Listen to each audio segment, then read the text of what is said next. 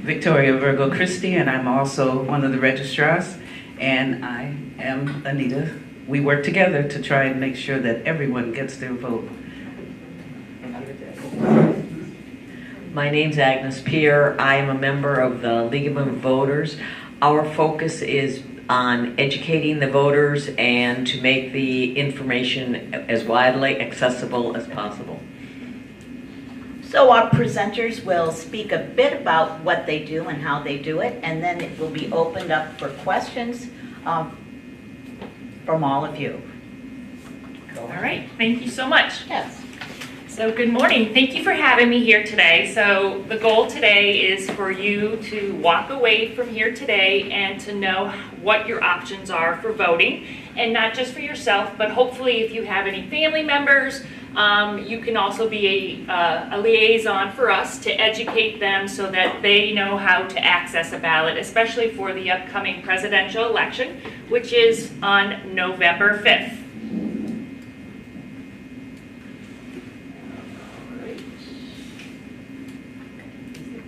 Not on. I need to be closer. Wait. I got it. I got to point it the right way. There you go. You went to the second one, though. All right, I'm just going to go back one screen. There you go. So just as, again, I'm just going to introduce us. So Anita Mips is our Democratic Registrar of Voters, and Victoria is our Republican Registrar of Voters. I'm your town clerk. Agnes actually is responsible for hiring me. She was my predecessor. She's the former town clerk. So she's also very knowledgeable about elections, and we're super glad that she's here in her capacity with the League of Women Voters, but also as a previous town clerk who can offer up some insight as well. All right. So we want to make sure that in this election and every election that you have the opportunity to make your vote count. So whether you want to vote by absentee ballot, early voting, which is new this year, or at the polls, I just want to let you know that our elections in this town are safe and secure, and everyone's vote is always counted. So who can vote? So to be eligible to vote, you need to be a U.S. citizen, 18 years, at least 18 years or older. Or if you're an expat who's living abroad, you are also still eligible to vote, even though you are residing in a foreign country. And U.S. citizens who are 17 years old, with a little asterisk next to it, are eligible to vote in any primary as long as they're going to be 18 by the time that general election happens. So if there was a student here in town who was 17 at the presidential preference primary in April or the August primary, they could have voted in that because the November, if they turned 18 before November. All right, so important registration deadlines that you need to know about. So I'm hoping everybody here in the room is registered, but if you're not, you can still do that. So in person, you can register at Town Hall on August 18th. The registrars are going to be there from 9 a.m. to 8 p.m. and that's on a Friday. Where else would you ladies love to be on a Friday evening? On our day off. You can still mail in your voter registrations. They do need to be received or postmarked by the 18th. And lastly, you can always register online at ct.gov. And on that website, when you're registering, it does close at 11:59 on October 18th. So there's still time to register to vote. But don't worry, it's not too late.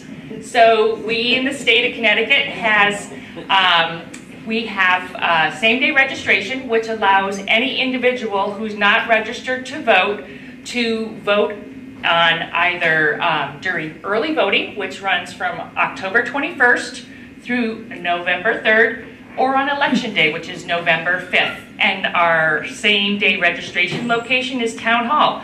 And I know I saw a couple of you saying that should have 2 O's in it. Correct. That's a graphic I pulled off the internet, and I caught that it was wrong. But what I want to point out is that even though I got that from the internet, not everything you read on the internet is correct. So there's a lot of misinformation and disinformation out there. So please do not make the internet your only source of information. If you have any concerns, if you start seeing any news reports or social media, blasts out there that are saying that the polls are going to be closed or this is not going to happen, anything contrary to what I'm saying today, please call us to confirm. We are glad to provide accurate voting information for our residents. Okay, so what are my options? Your options are absentee voting, early voting, and election day voting. So, absentee voting is for any registered voter who cannot appear at the polls on election day.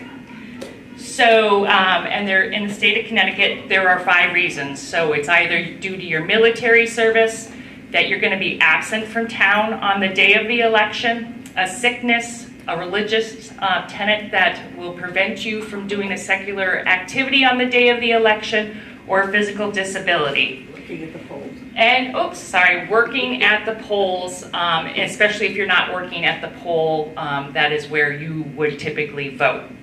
So I do want to point out, as of 2022, the word "my" in front of sickness and physical disability was taken out of state statute.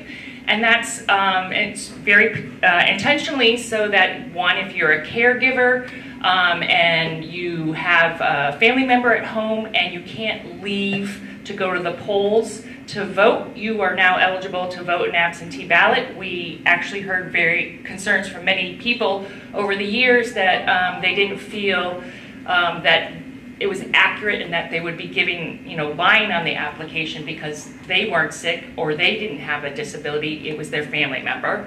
And then also, if there's sickness out there, if the flu's out there, if we have another pandemic, if you're concerned about going to the polls for that reason, you're eligible to receive an absentee ballot. All right, so there are many different types of ballots. So let's go over those. So we have what's your typical regular absentee ballot. We have military ballots, which are either 90 days or 45 days. We have the overseas ballot. We have permanent absentee ballots and supervised ballots, and lastly, emergency ballots. So a regular absentee ballot, this is about what 90% of the people will actually use. They will either complete the state of Connecticut ED3 application form, which we have applications with us today, or you can pick those up at Town Hall. You can download the PDF of that on the town website, which is townofwindsorct.com, or you can go on to the state website, which is ct.gov, and you can now go on to a secure online portal to submit your absentee ballot application, which just comes right to our CVRS, which is the Connecticut Voter Registry System, and it alerts us that there's applications ready for us, and we just simply print them and process them as we normally would. So ballots for the election are going to be going out tomorrow, October 4th. So they're available 31 days prior to an election and 21 days prior to any primary. Military ballots, as you can tell from the name, are issued to any of our servicemen, their spouses, or dependents.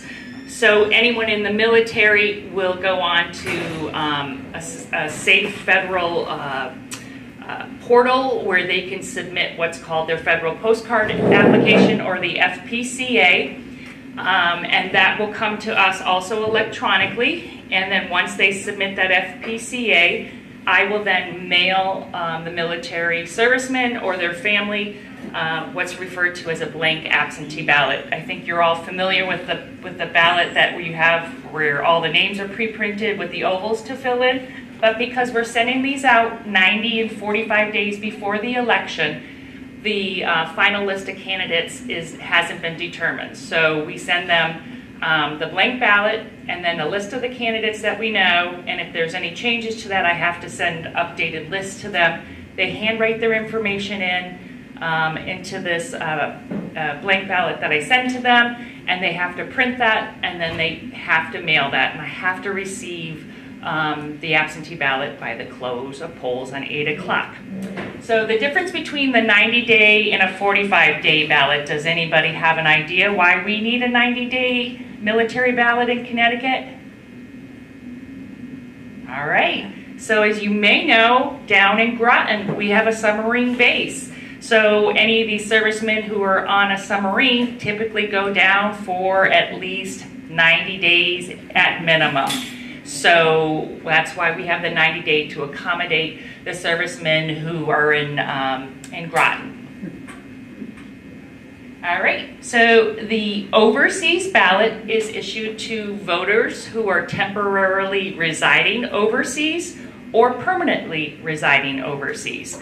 So if you're temporarily residing overseas, you receive what's referred to as a full ballot, meaning that you can vote for, in this particular election, president, senator, U.S. congressman, state representative, state, senator, and for our registrar of voters, of course. But if you are permanently living abroad and you're an expat, the only thing that you will receive are the federal offices. So in this particular election, it would be president, U.S. senator, and U.S. representative. So very much like the military voters, I received their FPCAs electronically, and then I email the ballot, the blank ballot to them and a list of the candidates, and then they print that, they vote, and then they also have to mail the hard ballot to us. Nobody can submit a ballot electronically, and I do need to receive that by the close of polls on election night.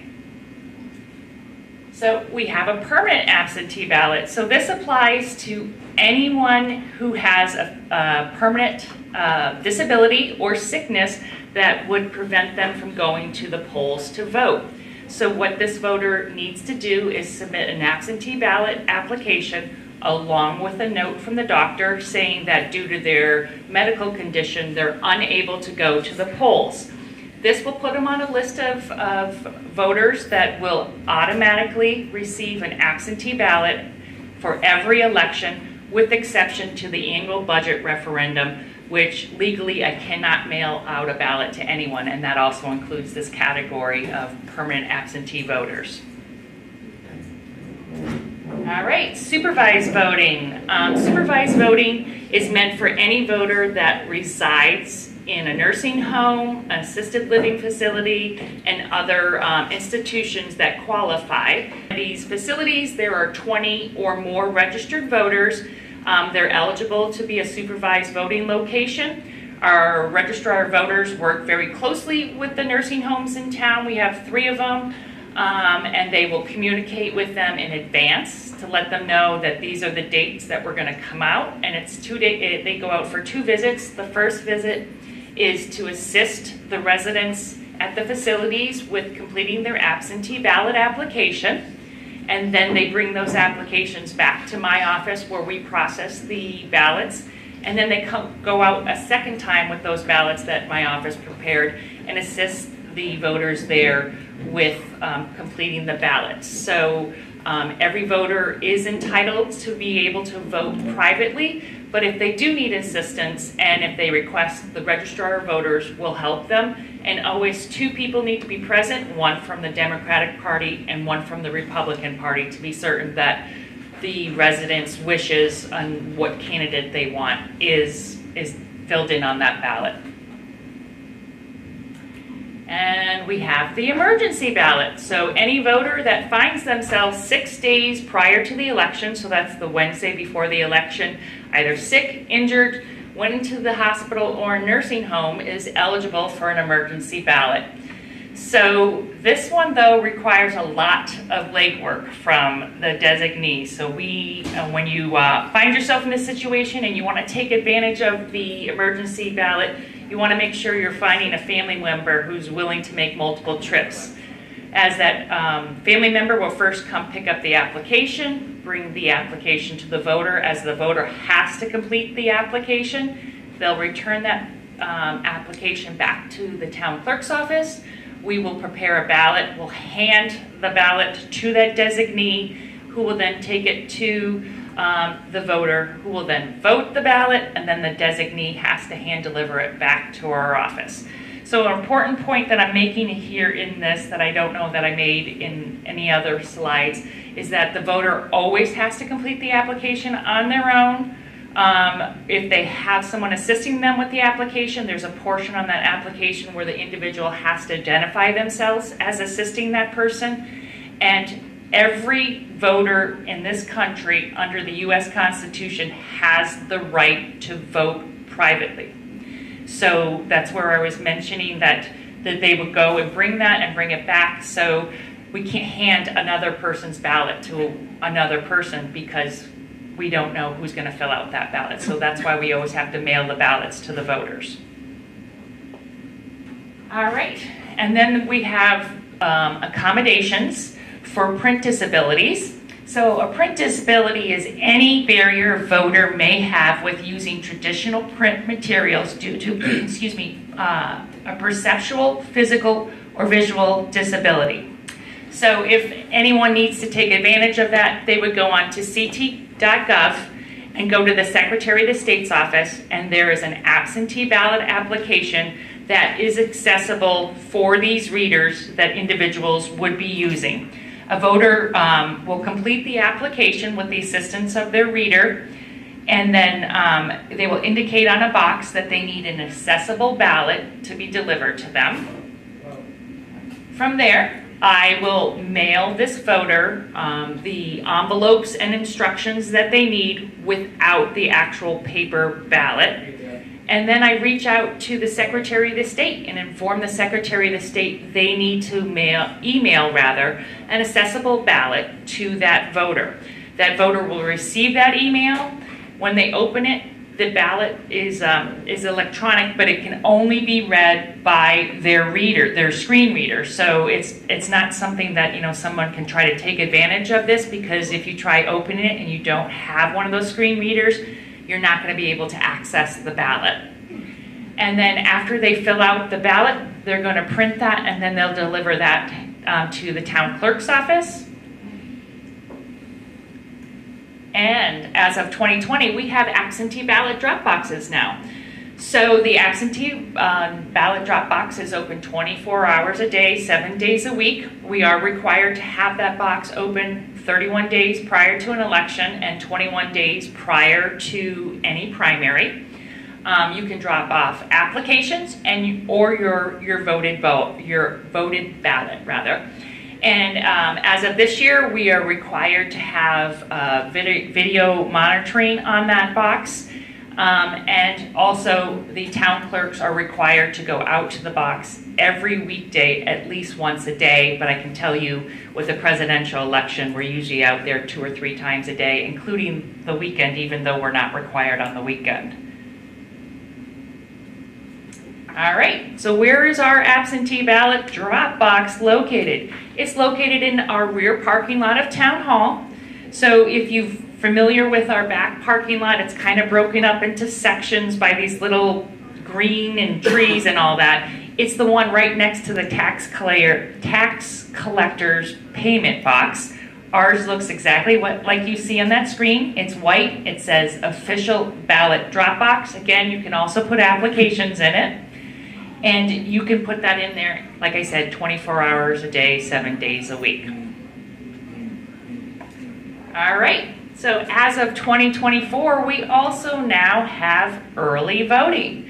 So early voting location in Windsor is in our Ludlow room, which is on the first floor of Town Hall. It's our meeting room, which is to the right of the slide. When you walk in through the sliding glass door, it's to the right. It's a glassed-in room. And that is the early voting location for anybody in town.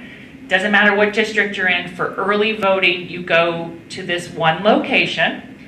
And the time frame differs by each election. So it's 4 days for the presidential preference primary, or a regular, or a special election rather. It's 7 days before a primary and 14 days prior to the general election. And during this time of early voting, you can also do same-day registration, which allows you to register as a voter and then immediately apply for immediately vote. Thank you. All right, so how do you early vote? So it closely mimics the polling location when you go out on election day to some extent, but there are some differences. You will need to present ID as you do on election day. You'll walk up to the election worker, and the election worker actually has a computer in front of them. And what they're doing is they're going into CVRS. Again, that's our central voter registry system, a state system where all of the registered voters are in the database. And they're going to look up your information to confirm you are a registered voter. But we're also required to have a second person who's crossing off their name as well as a backup in case something happens with the computers. Once they've confirmed that they're a voter, they're going to place a label on an envelope and the voter will proceed to get a ballot as well. From there, you'll very much like on election day, you go over to your booth, you vote privately as you normally would, and then you're going to insert that ballot into an envelope. From there, you're going to proceed to another table and you're going to check out. They're going to scan your ballot and to indicate that you voted. And this is very important because what it's doing, it's a check and balance in our system to ensure that someone doesn't get the right to vote twice. And it's the same procedures that we use with absentee ballots. When ballots come back, we scan them into CVRS, and that automatically, in the case of an absentee ballot, puts an A next to that person's name, and for early voting, an E next to their name. So election workers who are working at the polls, if you walk in and you have an A or an E next to your name, are going to say, I'm sorry, you already voted. And if that person says, I didn't vote, we can then go back and we can look through all of our materials to be able to prove if they did or didn't. Your envelope would have to have a signature. And also your envelope will have to have a signature, very much like absentee voting. Thank you for that reminder. All right, so what happens after early voting? So at the end of each night, so with this election coming up, all 14 nights, the registrar of voters and myself will go get that locked box out of the early voting area. We open, okay, good. and we open that box. We will then sort the ballots by district, and then we're going to count the total number of ballots per district because we have to complete an affidavit. And on that affidavit, we're swearing that District 1 had this many, District 2 had that many, District 3 had that many, and then from there it's going to go into a secured, locked bag with a seal number on it. And that seal number is also added to the affidavit. And from there, it goes up to the town clerk's office where it's stored in my vault in an area where the public does not have access. And then on election day, I am responsible for bringing down all of these secured bags downstairs. So we need to do this between 6 a.m. and 10 a.m. in the morning. And I hand over to the registrars and to the head moderator all of the affidavits and the bags, and they're going to go through and they're going to make sure that the seal number on those bags matches the number that was on the affidavit to make sure those bags had not been tampered with. And then they're going to open those bags individually by day, make sure all of the ballots are accounted for based on what was on the affidavit. And if everything matches, from there it goes to groups of counters who then open the envelopes and remove the ballots without looking at the person's name to offer that person, again, the privacy that they're guaranteed by the U.S. Constitution. And then from there, they'll be opened up and then go to the tabulator where someone will insert them in the tabulator, much like you would do at the polls on election day. All right, so election day voting, that's our third type of voting. So as you all know, you're very familiar with this process probably. So our election is again on Tuesday, November 5th. Polls are open the same as always, 6 a.m. to 8 p.m.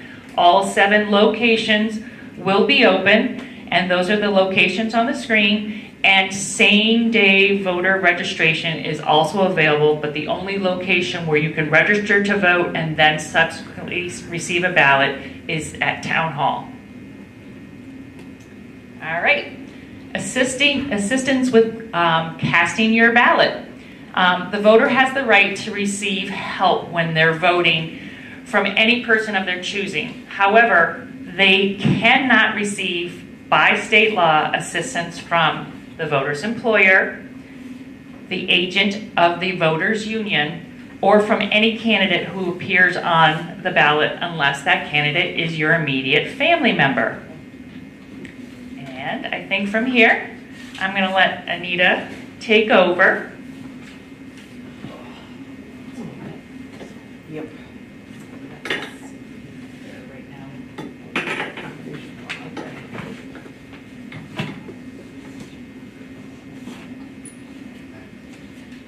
All right, I move a little slower. Voter, if it's coming in and can't, like being with a cane or something, and you can't stand for long lengths of time, if you let the moderator or assistant that's there know, they can get a chair for you, and they will help you with it. They'll save your place so that when you get up to the polling place, it's your turn, they'll let you know so that you don't have to stand in line the whole time. What is your microphone?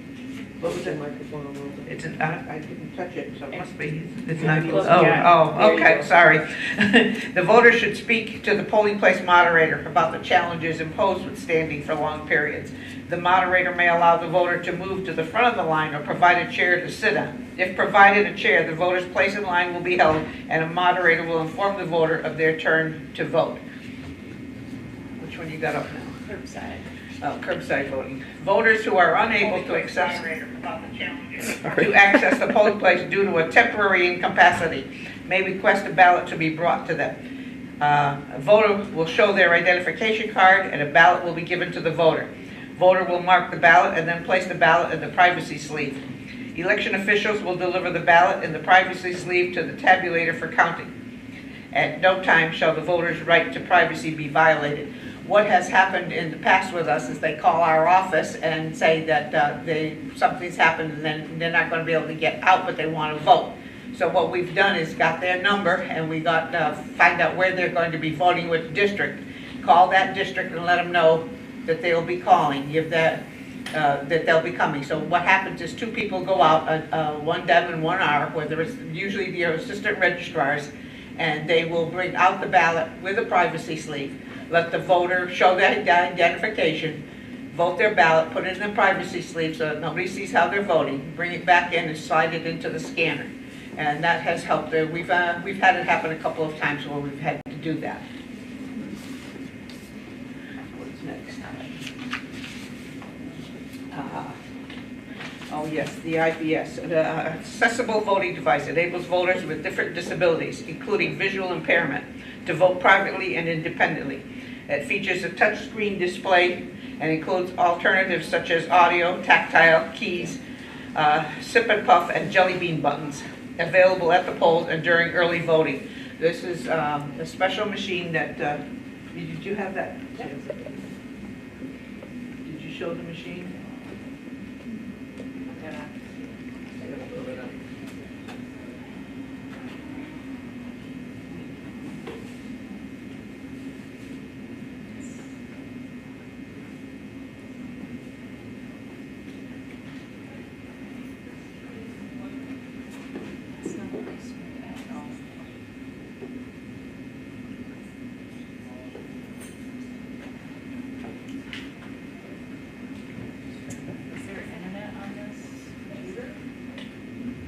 Rebecca? Rebecca? We need help.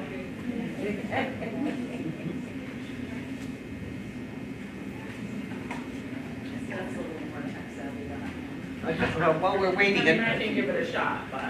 while we're waiting, another thing that I might want to mention is that there, in each polling ballot box where the voter goes to cast their ballot, is a thing called voting instructions. It tells you how to mark your ballot, fill in the oval. And it's the oval that you have to fill in. And the oval is what is counted by the scanner at the end of the day. And if it doesn't get counted that way, the ballot might get thrown back out at you from the machine as you're trying to put it into the scanner, saying it's not, you know, nothing showing because you circled the outside of the circle instead of filling it in or something to that effect. So they may tell you to look at it. They can't look at it, but they tell you to look at it. Also, our scanners also show every voter as it goes into the machine, each ballot as it goes into the scanner. And there's a number that goes up one, so it shows that your vote has been counted. You can think of anything else? No.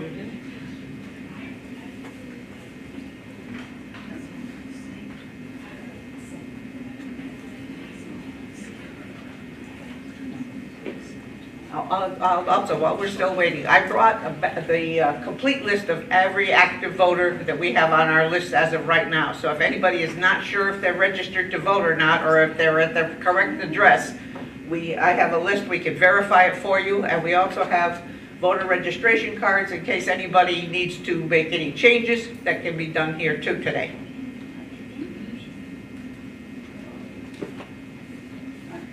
Fine time for this to go down when I'm standing here.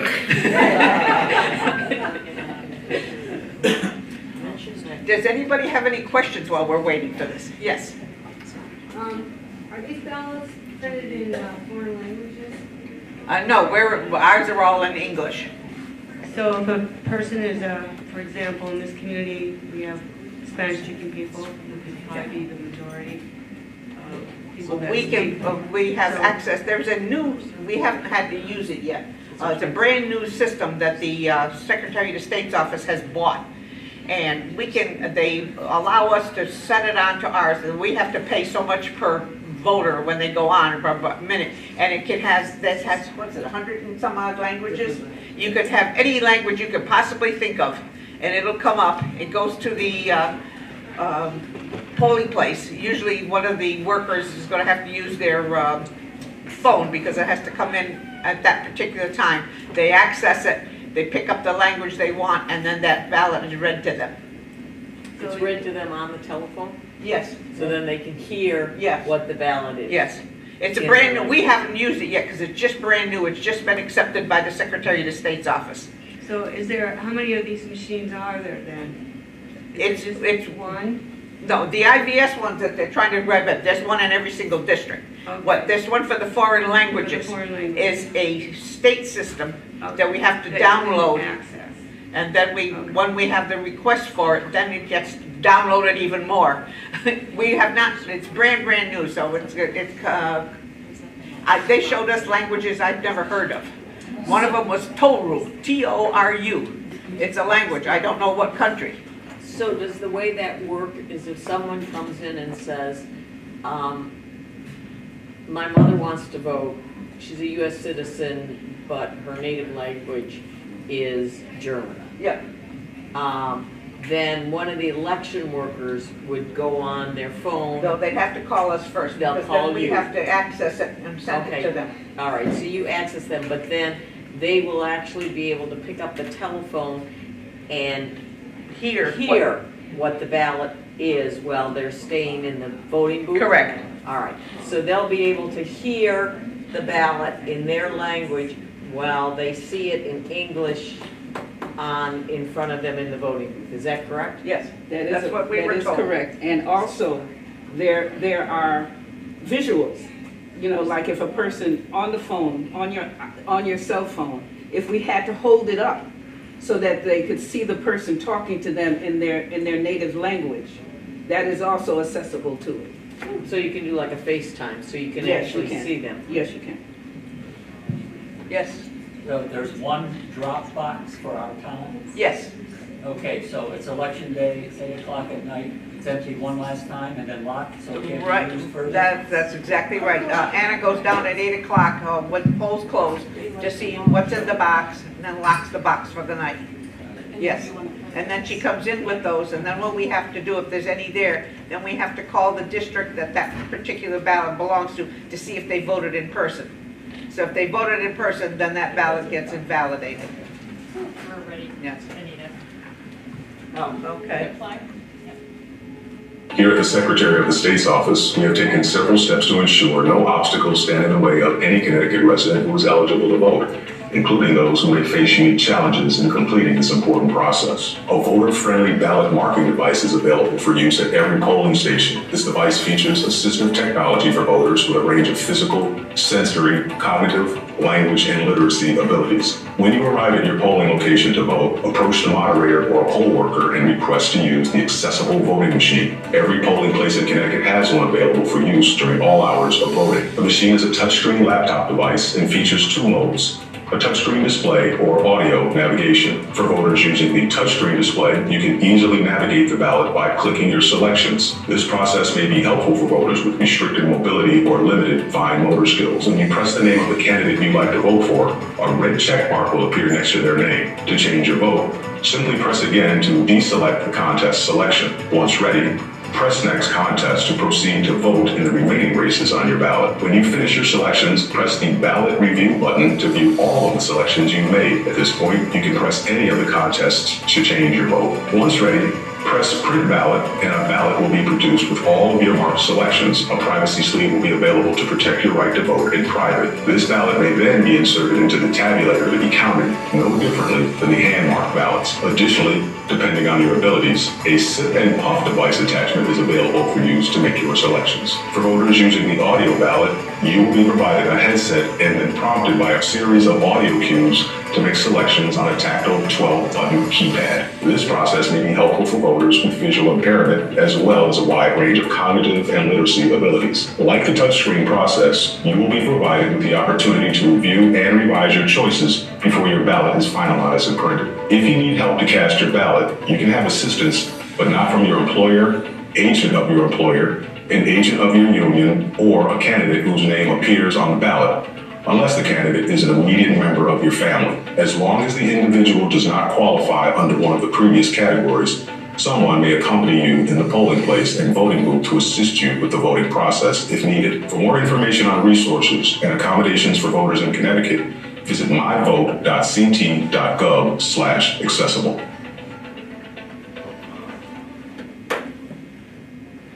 Anyone have any questions on that?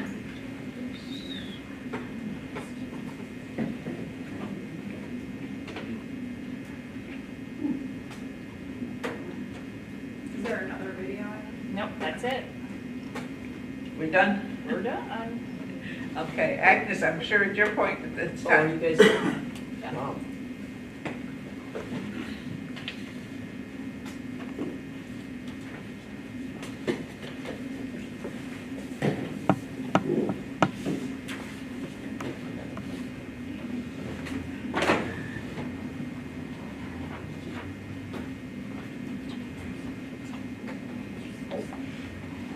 What you see here on the slide is basically the most important thing in the world. The vote is precious.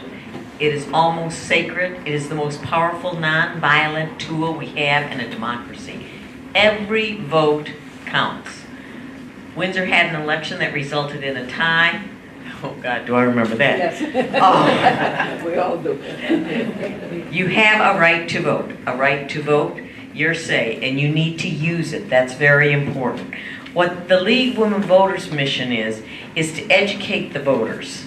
And so we try to make it accessible, make the information as accessible as we possibly can. We have put together, with the help of all of these lovely ladies and the Secretary of State's and the State League of Women Voters, the CVS window. If you go down to CVS, which I'm sure almost all of you will, down on Broad Street, in the front window right there, there is all information about voting. Almost everything that was said here and a little bit more is down there. Some interesting stuff is there too. And yeah, the kind of history type stuff. So you'll find it very interesting. So I do suggest and recommend that when you go down to CVS, swing by and look at it. It will help you remember things if you've forgotten after all of this wonderful information, and we have our brains full of things. The other things that we do is we'll be at Northwest Park this coming Saturday. We will have information like this. We will have voter registration cards. You will be able to, so tell your family and friends. You'll be able to fill out a voter registration card there. We have an envelope that we put it in, and then we give it to our registrars to register. So you'll have ability to register at that point in time. We also provide a large visuals like the map, so that you can actually identify what district you are and then where your polling place is. The other thing we do is we supply information you'll find on the table, just as a recap of everything that our wonderful ladies, our town clerks and our registrars have said. We also have them provide the same information in bulletins so that you can take them home and you can read them. Because we know that the minute, well, I know with me, the minute I walk out of here, it's like, where's the information in my brain? Have to dig hard. So I write everything down, or I pick something up that The other thing that the League does is we provide a candidates night. We've been doing this now, well, I've been in the League for over 50 years, so we've been doing candidates night during every election. We do the candidates night for the candidates that we aren't going to be able to get Kamala or Donald. We tried, but their schedules are just too busy, and we are just too blue of a state that they aren't going to come to. But we do have our candidates, and they will all be there. And this year, for the Senate race, it will be in the 2nd Senatorial. And the 2nd Senatorial, can I move over here? Mm-hmm. Okay. The 2nd Senatorial is all of these districts. It's every district except for District 7. And that is Doug McCory and Christie Hoffman. Christie Hoffman is on town council now. She's the Republican, and Doug McCory is the incumbent. He's the incumbent. The 7th Senatorial, which is this section right in here, that's John Kissel. He's been on it for a long time. He's the Republican, and he is his opponent is Cynthia Mangini. Then we have 2 House districts. We have the 5th House district. That's Miriam Kahn, and that is these 4 districts. No, 1, 2, and 3. Okay, 1, 2, and 3. These. 1, 2, and 3. Excuse me, I'm wrong. 1, 2, and 3. 1, 2, and 3. These 2. Yeah, well, purple and then is this one. Purple is 1, the yellow is 2, and the green is 3. Yep. You were right. I was right. Yeah. 1, 2, and 3. 1, 2, and 3. So these districts, and that's Miriam Kahn, and she actually does not have an opponent. So she's running unopposed. Then the last is the 6th Senatorial, and that's everything else in the town. It's the 60th. Excuse me, you're right. It's the 60th. And that is Jane Garibay and Lenworth Walker. And Lenworth Walker is here. He's come to see us, so he's there.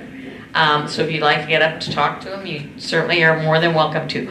Our candidates night will be Wednesday, October 16th at 6 p.m. at the Windsor Town Hall.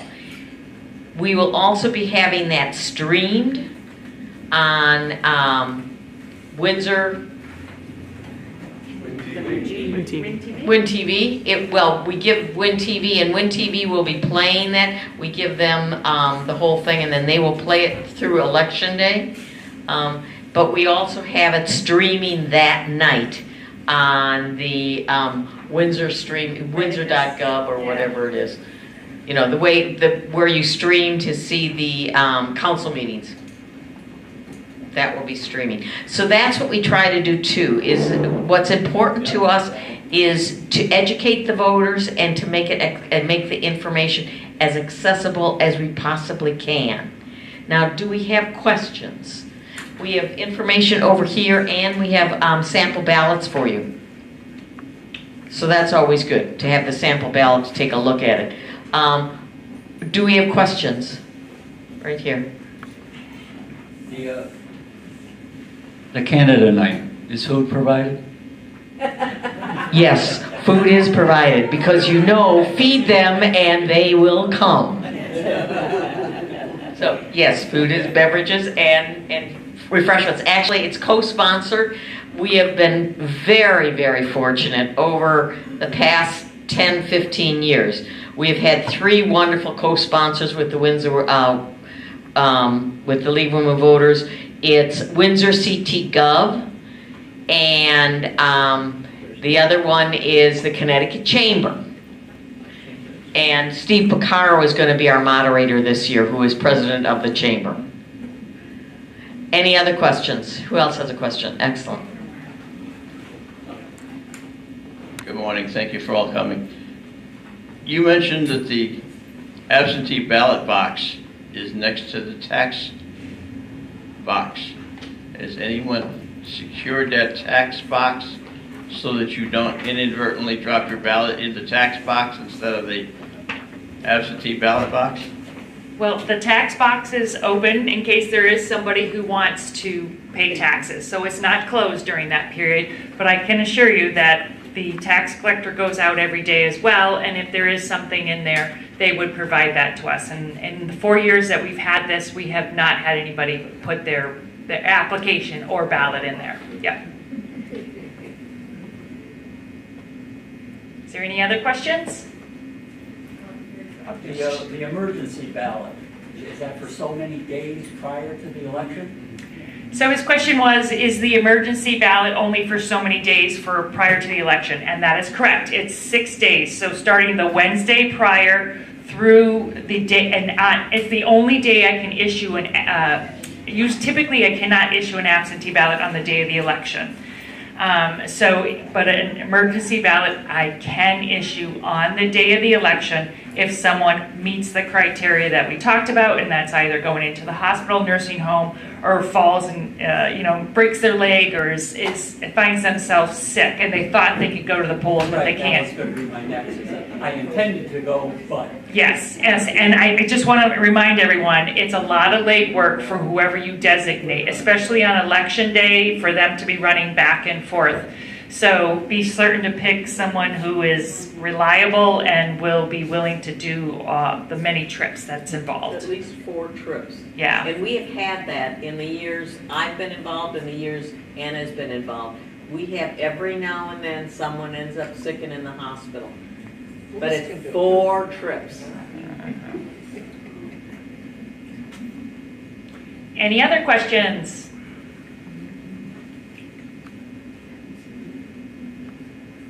Going once? Going twice? Well, thank you so much for coming out. Again, if you hear any information out there and you're uncertain, please don't pass that information along. Just give us a call and we'll be happy to help you and give you the correct information to make sure that everyone is informed with the right information. Again, Election Day is November 5th, 6 a.m. to 8 p.m. Early voting starts on October 21st, runs through November 3rd, 10 a.m. to 6 p.m. 2 extended days of extended hours rather on October 29th and October 31st. And starting tomorrow, you can get an absentee ballot. And that means you can even come up to my office and vote right in person and then be done. And we will have that, we'll secure that ballot for you. And then on election day, we will cast that ballot for you. So thank you so much for coming out. And thank you to Anita, Victoria, and Agnes as well.